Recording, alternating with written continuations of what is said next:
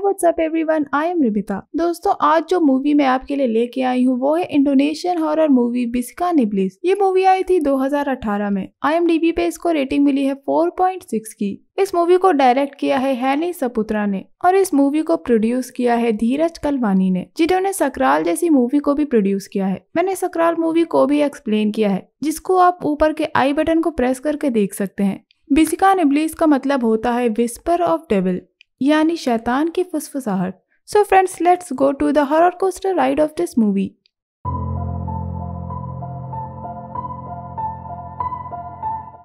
Movie की शुरुआत एक लड़की से होती है जिसका नाम है नैनी, कि कैसे उसने अपनी माँ को अपनी आंखों के सामने मरता हुआ देखा था। ऐसा लगता था कि कोई नैनी की माँ को मार रहा है। नैनी ये देखकर अपने वार्डरोब में छुप जाती है और जब वो वार्डरोब से देखती है तो उसे कोई खड़ा नजर आता है। वो डर के मारे वार्डरोब का दरवाजा बंद कर लेती है। जब वो दोबारा बाहर देखती है तो उसको वही डरावनी लेडी अपने पास खड़ी नजर आती है। इसके बाद कहानी आज के समय में आती है, जहाँ नैनी बड़ी हो चुकी है। नैनी के डैड ऑफिस से आते हैं और देखते हैं कि नैनी उसी वार्डरोब में बैठी होती है। नैनी के डैड पूछते हैं कि नैनी वहाँ क्यों बैठी है, जिसपे नैनी कहती है कि उसके डैड जब घर पे नहीं होते हैं तो उसे उस वार्डरोब में सेफ फील होता है। नैनी के डैड उसके लिए गिफ्ट लाए थे क्योंकि उस दिन नैनी का बर्थडे था। नैनी अपने बचपन के बर्थडे को याद करती है जब उसकी मॉम ने उसको एक बनी दिया था। यहाँ नैनी को पता चलता है कि उसके डैड उसे डॉर्मेंट्री स्कूल भेज रहे हैं। नैनी कहती है कि वो वहाँ नहीं जाना चाहती, जिसपे उसके डैड कहते हैं कि नैनी को अपना डर निकालना होगा, इसीलिए वो उसे डॉर्मेट्री स्कूल भेज रहे हैं। नैनी कहती है कि वो ऐसा नहीं होना चाहती थी और वो नहीं चाहती थी कि वो अपनी मॉम को मरते हुए देखे और उस डीमन को भी जिसने उसकी मॉम को मारा। ये सुन के नैनी के डैड नाराज हो जाते हैं और कहते हैं कि वो ये फालतू बातें नहीं सुनना चाहते हैं। नैनी के डैड उस पर विश्वास नहीं करते हैं। नैनी कहती है कि उसके डैड शायद उसके साथ रहना ही नहीं चाहते हैं, इसीलिए वो डॉर्मेट्री स्कूल चली जाएगी। अब नैनी और उसके डैड डॉर्मेट्री स्कूल चले जाते हैं, जहाँ स्कूल की असिस्टेंट विंडा उन्हें स्कूल ऑफिस तक ले जाती है। तभी नैनी को कुछ आवाज आती है। नैनी देखने जाती है तो उसे सीढ़ियों के नीचे एक लड़की बास्केटबॉल खेलती नजर आती है। वहीं सीढ़ियों पे एक लड़की की फोटो और कुछ कैंडल्स रखी हुई थी। वो लड़की मर चुकी थी और जैसे ही नैनी उस फुटबॉल वाली लड़की को देखती है वो गायब हो जाती है। ये देख के नैनी डर जाती है और वो वहाँ से भाग जाती है। तभी नैनी के डैड उसे मिलते हैं। वो नैनी से पूछते हैं कि क्या नैनी ठीक है, जिसपे नैनी कहती है कि वो ठीक है। उसके डैड वहाँ से चले जाते हैं और वो अपने हॉस्टल के रूम में आ जाती है, जहाँ कोई उसके रूम का दरवाजा खटखटाता है। जब नैनी देखती है तो उसे वही फुटबॉल वाली लड़की खड़ी नजर आती है जो रूम के अंदर आने की कोशिश कर रही थी। ये देख के नैनी डर जाती है। अगले दिन नैनी स्कूल जाती है, जहाँ न्यू स्टूडेंट की मीटिंग होती है जो उस स्कूल की प्रिंसिपल एमिया ने रखी थी और मिस्टर अर्नॉल्ड से न्यू स्टूडेंट्स को मिलवाते हैं क्योंकि स्कूल में स्कॉलरशिप होने वाली थी। मीटिंग होने के बाद नैनी की लड़ाई एक लड़की वॉयलेट से हो जाती है क्योंकि स्कूल आते समय नैनी वॉयलेट से टकरा गई थी, जिसकी वजह से उसका फोन टूट गया था। तभी मिसेस एमिया आके वॉयलेट को फोन स्कूल में लाने के लिए डांटती हैं और वॉयलेट वहाँ से चली जाती है। और यहाँ नैनी की दोस्ती शीला से हो जाती है, जो उसी स्कूल में एक स्टूडेंट थी। फिर नैनी और शीला को पता चलता है कि एक नई स्टूडेंट उन दोनों में से किसी एक के साथ रहेगी। नैनी अपने डैड को कॉल करने के लिए बाहर जाती है और वो वही बनी मंगवाती है जो उसकी मॉम ने उसे दिया था। तभी उसे वही स्कूल वाली लड़की दिखती है। नैनी उसे देखने जाती है जब उसे वहाँ एक लकड़ी दिखाई देती है और नैनी अपने रूम में आ जाती है, जहाँ उसे वही न्यू स्टूडेंट मिलती है जो उसके रूम में रहने आई थी। नैनी उससे बात करने की कोशिश करती है लेकिन वो लड़की जवाब नहीं देती और नैनी सोने चली जाती है। अगले दिन नैनी को उसका बनी मिल जाता है। तभी नैनी देखती है कि उसकी रूममेट जिसका नाम गी था वो अकेले बैठी होती है और नैनी उसके पास जाके बातें करने लगती है। नैनी को पता लगता है कि गी की फैमिली आग लगने से मर गई थी और वो स्कॉलरशिप पे स्कूल में आई है। तभी सब अपने क्लास में चले जाते हैं और नैनी भी अपने क्लास में चली जाती है जब उसे अजीब सी आवाजें सुनाई देती हैं। मिस्टर अर्नॉल्ड उसे लिखने के लिए कहते हैं। नैनी हिल्डा को देखती है और नैनी का बिहेवियर अजीब होने लगता है। नैनी चिल्ला देती है और अर्नॉल्ड शीला को उसे क्लिनिक ले जाने के लिए कहते हैं। शीला नैनी को क्लिनिक ले जाती है, जहाँ विंडा पूछती है कि नैनी को क्या हुआ है, जिसपे नैनी कुछ नहीं कहती। नैनी शीला को बताती है कि उसने कुछ आवाजें सुनी है और वो कहती है कि वो काला शैतान वापस आ गया है। क्लिनिक से बाहर आने पे वॉयलेट और उसके फ्रेंड नैनी का मजाक उड़ाते हैं और नैनी वहाँ से चली जाती है। उसी रात नैनी को एक सपना आता है कि किसी ने उसे फांसी चढ़ा दिया है और वो वही ब्लैक डीमन थी जो उसे बचपन में दिखा करती थी। ये देखकर नैनी उठ जाती है। स्कूल की असिस्टेंट को एक लड़की सीढ़ियों पे मरी हुई मिलती है। गी कहती है कि कहीं इसका संबंध नैनी ने जिस डीमन के बारे में बताया है उससे तो नहीं है। तो नैनी कहती है कि वो इस बारे में कोई बात नहीं करना चाहती और वो क्लास में चली जाती है जहाँ उसे आवाजें सुनाई देती हैं। जैसे ही नैनी देखती है उसे वहाँ वही डरावनी लड़की दिखती है जो स्कूल में दिखी थी और इसके बाद वो नैनी को उसके बगल में नजर आती है। नैनी डर जाती है और वो वॉशरूम चली जाती है। नैनी को वॉशरूम में वही डरावनी लड़की नजर आती है और नैनी चिल्ला देती है। तभी शीला वहाँ जाती है और वो नैनी को लेके चली जाती है। नैनी अपने रूम में वापस जा रही होती है जब उसे वही डरावनी लड़की नजर आती है और नैनी डर के अपने रूम में चली जाती है। रात में नैनी बाहर चली जाती है और जब वो वापस रूम में आती है तो दरवाजा अपने आप बंद हो जाता है और वही स्कूल वाली डरावनी लड़की खड़ी होती है। नैनी को विजन्स आने लगते हैं और फिर नैनी देखती है कि वो डरावनी लड़की नहीं बल्कि गी खड़ी थी। गी पूछती है कि क्या नैनी ठीक है। नैनी कहती है कि वो डीमन वार्डरोब में है और उसे ये सब रोकना होगा। अगले दिन नैनी शीला से मिलती है और उसे बताती है कि वो ऐसी चीजें देख सकती है जो दूसरे नहीं देख सकते। नैनी ने अपनी मॉम की मौत कैसे होगी ये देख लिया था। उसी ब्लैक डीमन ने उसकी मॉम को मारा है और अब वो डीमन स्कूल में है और अब किसी और की मौत होने वाली है। नैनी को लगता है कि वॉयलेट की मौत होने वाली है। नैनी और शीला वॉयलेट से बात करने के लिए जाती हैं। शीला वॉयलेट से सावधान रहने को कहती है पर वॉयलेट उसकी बात नहीं मानती और वहाँ से चली जाती है। वॉयलेट क्लिनिक में जाती है जब उसको वो ब्लैक डीमन एक पल के लिए दिखती है और फिर गायब हो जाती है और कोई उसे खींचता हुआ एक रूम में ले जाता है और वॉयलेट के ऊपर एक वार्डरोब गिर जाता है जिससे उसकी मौत हो जाती है। स्कूल में सबको वॉयलेट की मौत के बारे में पता चलता है और अर्नोल्ड स्कूल की प्रिंसिपल से कहते हैं कि स्टूडेंट्स ने अपने पेरेंट्स को कॉल कर दिया है और वो उन्हें लेने आते ही होंगे। प्रिंसिपल कहती है कि स्कूल में एक हफ्ते के लिए ऑफ कर दो, वो पुलिस के साथ स्कूल के इंसिडेंट्स को इन्वेस्टिगेट करेगी। नैनी और शीला प्रिंसिपल से मिलने उनके घर जाते हैं जहां उन्हें पता लगता है कि प्रिंसिपल की एक बेटी है जिसका नाम है एनेस्टेसिया।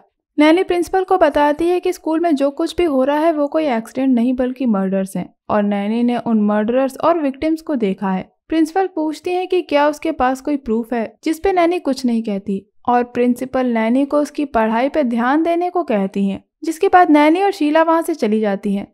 वो अपने रूम में वापस जा रही होती हैं जब नैनी को आवाज सुनाई देती है और वो शीला को वहां से जाने के लिए कहती है। शीला वहां से चली जाती है तभी नैनी को वहां बास्केटबॉल वाली लड़की दिखाई देती है। नैनी उसे एलिना कह के बुलाती है और पूछती है कि अगर उसे कुछ पता है तो वो नैनी को साइन दे। एलिना नैनी की तरफ आती है और नैनी को एक विजन आता है कि स्कूल की एक और लड़की को भी वो डीमन दिखी थी जिसके बाद उसकी मौत हो गई थी। गी नैनी को होश में ले आती है और उसके पास भी वही बास्केटबॉल होती है जिसपे एक सिंबल बना था। नैनी गी से उस सिंबल के बारे में पूछती है तो गी कहती है कि मिसेस शेरली को पता होगा, वो स्कूल की लाइब्रेरियन है, उन्हें सब पता होता है।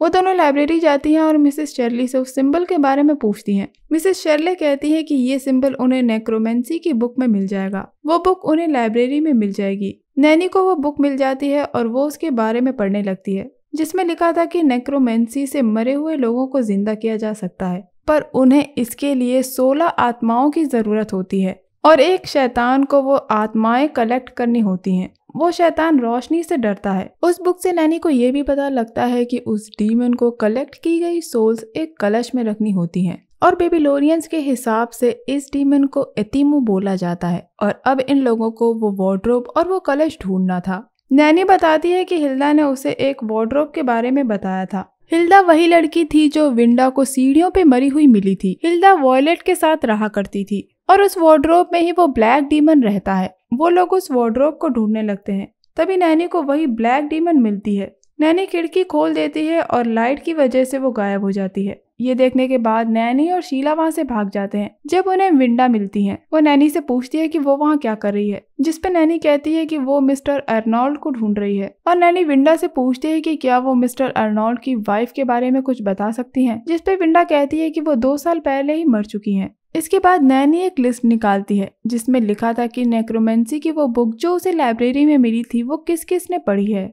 और यहाँ पे हमें पता लगता है कि मिस्टर अर्नोल्ड का नाम भी उस लिस्ट में था। नैनी को लगता है कि मिस्टर अर्नोल्ड ही नेक्रोमेंसी परफॉर्म कर रहे हैं अपनी मरी हुई वाइफ को जिंदा करने के लिए। दोस्तों, मैंने नेक्रोमेंसी पे बेस्ड 2 वीडियोस बनाए हैं जिसको आप ऊपर के आई बटन को प्रेस करके देख सकते हैं या फिर आपको लिंक डिस्क्रिप्शन में भी मिल जाएगा। नैनी को लगता है कि ये बात उन्हें प्रिंसिपल को बतानी चाहिए और वो मिसेस एमिलिया के घर जाते हैं। नैनी मिसेस एमिलिया को बताती है कि मिस्टर अर्नोल्ड ही ये सब कर रहे हैं अपनी वाइफ को दोबारा जिंदा करने के लिए, पर प्रिंसिपल उस पर विश्वास नहीं करती। तभी नैनी को प्रिंसिपल के घर में वही स्पिरिट दिखाई देती है जो उसे स्कूल में दिखी थी। नैनी कहती है कि शीला को प्रिंसिपल के घर रुकना चाहिए और वो वापस आएगी, उसे कुछ पता करना है, और नैनी चली जाती है। मिस्टर अर्नोल्ड को ढूंढने के लिए नैनी उनके रूम में जाती है, जहाँ उसे एक टेप रिकॉर्डर मिलता है। नैनी जब उस रिकॉर्डिंग को प्ले करती है तो पता लगता है कि मिस्टर अर्नोल्ड ने अपनी वाइफ को ये बताया था कि मिसेस एमिया अपनी बेटी को वापस जिंदा करना चाहती हैं, और इसके एविडेंस भी मिस्टर अर्नोल्ड के पास एक फाइल में इकट्ठा थे।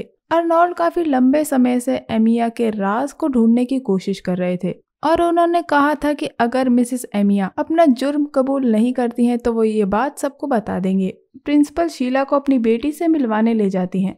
नैनी लाइब्रेरी जा रही होती है जब उसे गी मिलती है, और नैनी को एक विजन आता है। नैनी शीला को लेने वापस प्रिंसिपल के घर जाती है तो देखती है कि मिसेस एमिया शीला पे नेक्रोमेंसी परफॉर्म कर रही होती हैं ताकि वो अपनी मरी हुई बेटी को वापस जिंदा कर सकें।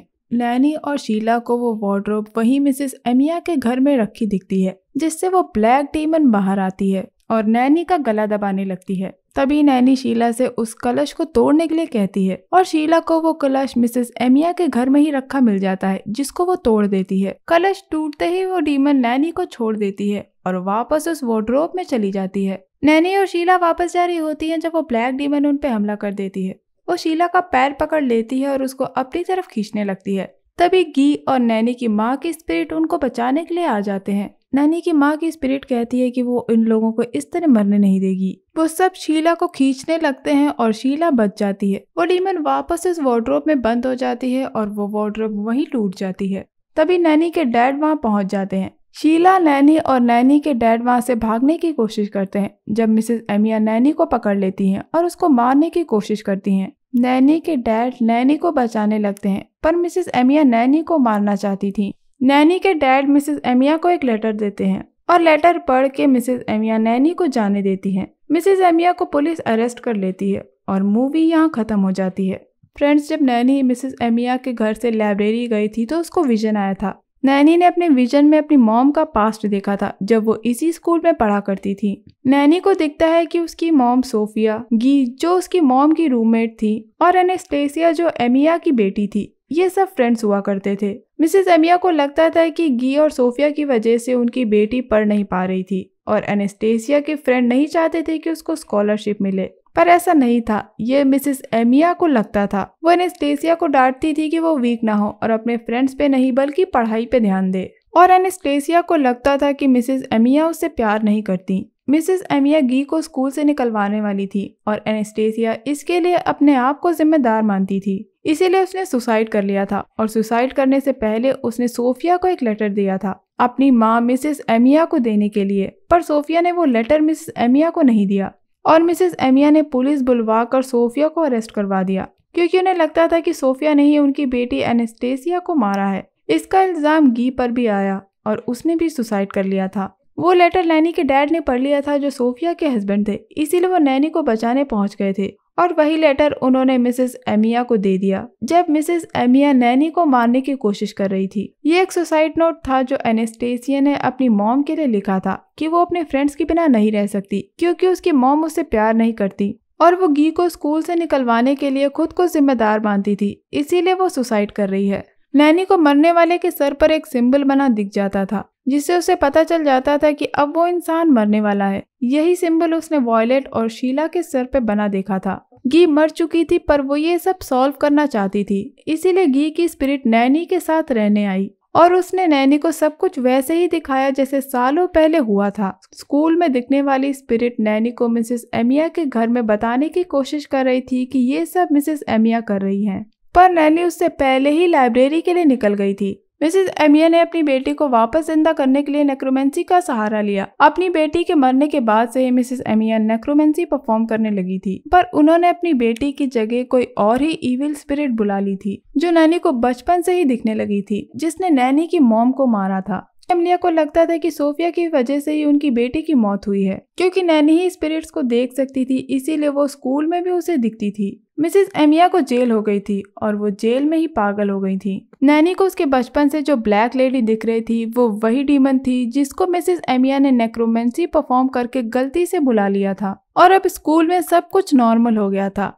और शीला और नैनी वापस स्कूल जाने लगी थी और गी जो उसकी मॉम सोफिया की कभी दोस्त हुआ करती थी, अब वो नैनी और शीला की भी दोस्त बन गई थी। नैनी को स्कूल के बाहर जो लकड़ी मिली थी दरअसल वो गी की कब्र थी। एंड में हम देखते हैं कि मिसेस एमिया के गोद में वही डीमन लेटी होती है, यानी कि वो मरी नहीं थी, वो अभी भी जिंदा थी जो मिस एमिया को दिख रही थी। जब नैनी के डैड मिसेस एमिया के घर अपनी बेटी को बचाने गए थे तब मिसेस एमिया अपनी गोद में एक स्केलेटन को लेके बैठी थी जो पूरी तरीके से काला पड़ चुका था। दरअसल वो उनकी बेटी एनेस्थेसिया का स्केलेटन था जो कि मूवी की स्टार्टिंग में मिसेस एमिया ने उसकी कब्र से निकाला था, जिसपे वो कई सालों से नेक्रोमेंसी परफॉर्म करने की कोशिश कर रही थी। नैनी को लगता था कि मिस्टर अर्नॉन नेक्रोमेंसी परफॉर्म कर रहे हैं और उन्होंने ही उन सारी लड़कियों को मारा है, जबकि असलियत में ऐसा नहीं था, क्योंकि किताब के मुताबिक किसी मरे हुए को तभी जिंदा किया जा सकता है जब 16 सोल्स इकट्ठा की गई हों। और मिसेस एमिया ने स्कूल में रहते कई लड़कियों को मारा था ताकि वो 16 सोल्स इकट्ठा कर सकें और अपनी मरी हुई बेटी को वापस जिंदा कर सकें। जो लड़कियां अभी तक नैनी को स्कूल में दिख रही थी दरअसल वो वही मरी हुई लड़कियां थी जिसको मिसेस एमिया ने मार दिया था, और वो नैनी को मिसेस एमिया का सच बताने की कोशिश कर रही थी। तो दोस्तों ये था मेरा movie explanation Indonesian horror movie Bisikan Iblis को लेके। उम्मीद करती हूँ आपको मेरा ये मूवी एक्सप्लेनेशन पसंद आया होगा। दोस्तों आपको अगर मेरा ये मूवी एक्सप्लेनेशन पसंद आया है तो चैनल को बिना सब्सक्राइब करे मत जाइएगा। तो दोस्तों चलिए मिलते हैं अगले वीडियो में जहाँ पे मैं आपको एक और हॉरर कोस्टर राइड पे लेके जाऊंगी। तब तक के लिए अपना बहुत ख्याल रखिए। Stay safe, keep hunting, lots of love.